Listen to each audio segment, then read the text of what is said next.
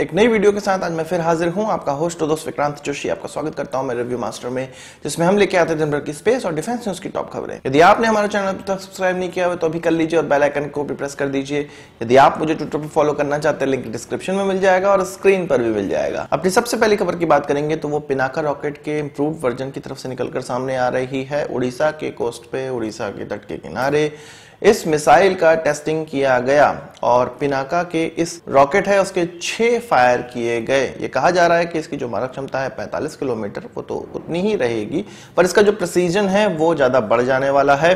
इसके अलावा ये जो पिनाका MK1 है उसकी जगह लेगा। अभी जो पुराने मिसाइल्स इस्तेमाल किए जा रहे हैं, पुराने रॉकेट इस्तेमाल किए जा रहे हैं, उसकी जगह अब इन उन्नत रॉकेट का इस्तेमाल किया जाएगा, जिसमें कि छोटे मोटे बदलाव करने के बाद जो नई मिसाइलें बनती हैं उसका ट्रायल किया गया और अब इसको प्रोडक्शन लाइन में डाला जाएगा।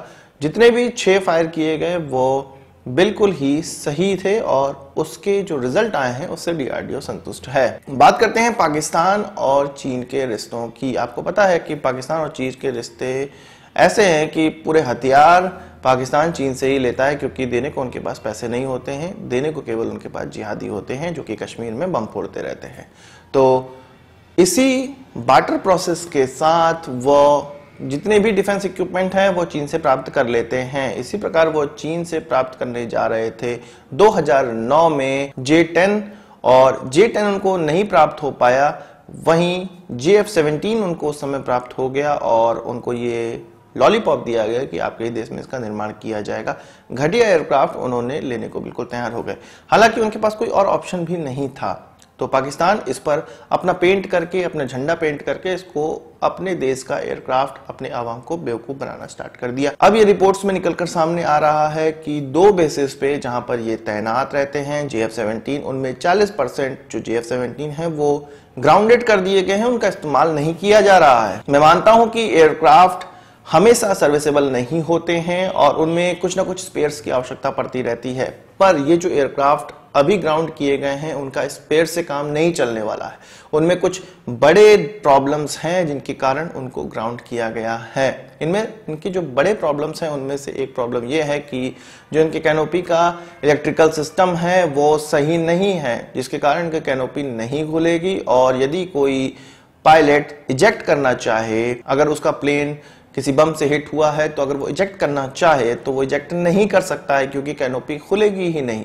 और ऐसा हो सकता है कि माल फंक्शन करे, खुलने में प्रॉब्लम हो या बिल्कुल भी ना खुले। इसके अलावा इस एयरक्राफ्ट के फ्यूजलाज में भी क्रैक्स देखने को मिले हैं। जो लोअर फेयरिंग स्किन है वहां पर क्रैक्स देखने को मिल रहे हैं, जो कि सबसे ज्यादा G प्रेशर झेलता है, ग्रेविटेशनल प्रेशर झेलता है। इस एयरक्राफ्ट के जो स्ट्रेक एरिया है उसमें भी क्रैक देखने को मिल रहे हैं, जो कि फ्यूजलाज से भी जुड़े हो सकते हैं और विंग से भी जुड़े होते हैं और ये विंग्स को मजबूती देते हैं। ये बहुत बड़ा स्ट्रक्चरल प्रॉब्लम है, इस कारण से इनको दूर नहीं किया जा सकता है और तब इन एयरक्राफ्टों को अब ग्राउंड किया गया है। इसके अलावा इन एयरक्राफ्टों में JF-17 में एंकर ब्रेकेज भी देखने को मिला है, जो कि इसके स्ट्रक्चर के पुअर होने को दिखाता है। इसके अलावा यह भी कहा जा रहा है कि ये जो सारी प्रॉब्लम आ रही है, स्ट्रक्चर में प्रॉब्लम आ रही है, वो इस कारण से है कि इस एयरक्राफ्ट के मुकाबले जो रडार है, एयरक्राफ्ट के लिए जितना वजन का रडार होना चाहिए उससे ज्यादा वजन का है और इसमें एसोसिएट जो इक्विपमेंट्स हैं,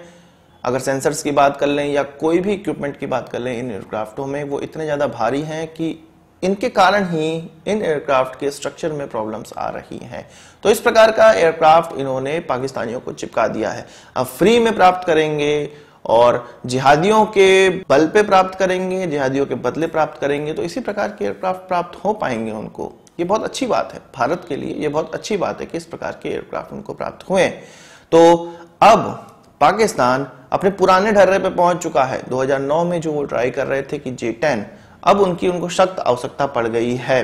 भारत का उन्होंने राफेल देख लिया, मेटियोर देख लिया, मीका मिसाइल देख ली, स्कैल्प मिसाइल देख ली, जो कि भारत आ चुके हैं, फ्रांस से मिल चुके हैं हम लोगों को।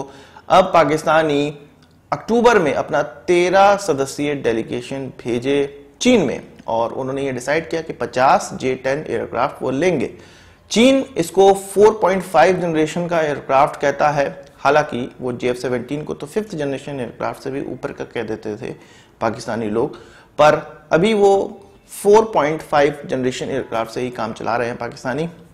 अब वो कह रहे हैं कि हमें 50 J-10 विमान चाहिए, जिसमें से 30 विमान उनको अर्जेंट चाहिए, इमरजेंसी प्रोक्योरमेंट के तहत चाहिए, जल्दी से जल्दी उनको चाहिए। इस विमान की थोड़ी बहुत खास बात यह है कि ये PL-10 और PL-15 मिसाइलों को, जो कि एयर टू एयर मार करने वाली मिसाइलें हैं, जो कि लगभग 250 किलोमीटर तक मार कर सकती हैं, इसमें एसा रडार है और इसके अलावा 6000 किलोग्राम का आर्म्स ले जाया जा सकता है, 11 मिसाइल और बमों का इस्तेमाल किया जा सकता है। तो ये थोड़ी बहुत क्वालिटीज हैं, वो भी ऑन पेपर है। इसी तरह तो वो JF-17 के लिए भी काफी बड़ी बड़ी स्पेसिफिकेशन है, उसको बताते हैं, पर ऑन ग्राउंड क्या होता है वो हमने देख ही लिया है। तो इस प्रकार के विमान की अब उनको फिर से आवश्यकता पड़ रही है, जो कि 2009 में उन्होंने छोड़ा था या उनको हो सकता है न दिया गया। बात करते हैं चीन, ताइवान और US के रिश्तों की।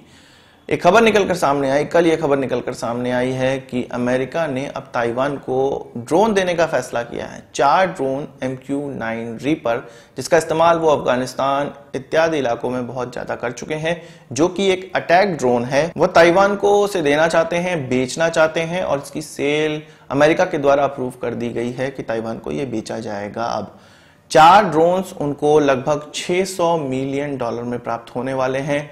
इन $600 मिलियन में ड्रोन्स तो प्राप्त होंगे ही, कम्युनिकेशन इक्विपमेंट भी प्राप्त होंगे, सर्विलांस इक्विपमेंट भी प्राप्त होंगे, ग्राउंड स्टेशन भी बनाया जाएगा, पर हथियार नहीं दिए जाएंगे। इस ड्रोन में लगने वाले जो हथियार हैं वो नहीं दिए जाएंगे। हो सकता है कि अगली सेल जो अप्रूव हो उसमें इन हथियारों को इंक्लूड किया जाए, पर अभी की सेल जो अप्रूव हुई है उनमें इन हथियारों को इंक्लूड नहीं किया गया है। आप जानते हैं कि भारत को भी इसी प्रकार के ड्रोन की सेल अप्रूव हुई है, पर भारत इसको अभी नहीं खरीद रहा है क्योंकि इसमें बहुत ज्यादा पैसे लग रहे हैं। भारत को जो हथियार हैं वो भी इसमें लगने वाले प्राप्त होंगे, पर भारत अभी इससे हाथ खींचे हुआ है और अभी इसमें इतना ज्यादा खर्चा नहीं करना चाह रहा है।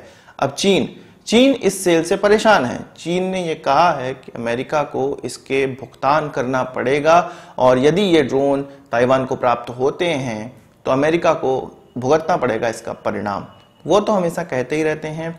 अमेरिका ने यह डिसाइड किया हुआ है, पहले तो अमेरिका यह डिसाइड किया हुआ था कि ताइवान की रक्षा वो खुद करेगा, ऐसा उन्होंने घोषणा की हुई थी, पर अब धीरे धीरे वो ताइवान तक को स्ट्रॉन्ग कर रहे हैं ताकि थोड़ा सा सेल्फ डिफेंस एटलीस्ट ताइवान ले सके, जब तक अमेरिकन फोर्सेस उसके आसपास या उस देश में डिप्लॉय हो पाए। तो उसी के तहत ये सेल्स उनको किए जा रहे हैं। बात करते हैं LOC और इंटरनेशनल बॉर्डर पे, जो कि पाकिस्तान से लगने वाला बॉर्डर है। भारत ने 14,000 जो कम्युनिटी बंकर और इंडिविजुअल बंकर को अप्रूव किया था 2017 में, और अब जाके 7,700 से ज्यादा इस प्रकार के बंकर बन चुके हैं, यानी कि 50% से ज्यादा काम इसके लिए हो गया है। इसमें कुछ 6,000 से ज्यादा, लगभग 6,500 से ज्यादा इसमें इंडिविजुअल बंकर हैं और कुछ 900 से 950 से ज्यादा कम्युनिटी बंकर का निर्माण कर लिया गया है, जो कि हमारे फोर्सेस, हमारे जो लोग वहां पर डिप्लॉय हैं, उनको बहुत ज्यादा हेल्प करने वाला है। तो आज की इस वीडियो के लिए बस इतना ही। आशा करता हूं आपको वीडियो पसंद आया होगा। आप इसको एक बड़ा थम्स अप जरूर देंगे। इस वीडियो से संबंधित कोई सवाल सुझाव हो कमेंट बॉक्स में जरूर लाइएगा, और यदि आपने हमारा चैनल तो सब्सक्राइब नहीं किया उसे भी कर लीजिए, क्योंकि हम इस प्रकार की वीडियो लाते रहते हैं। नमस्कार, थैंक यू, जय हिंद।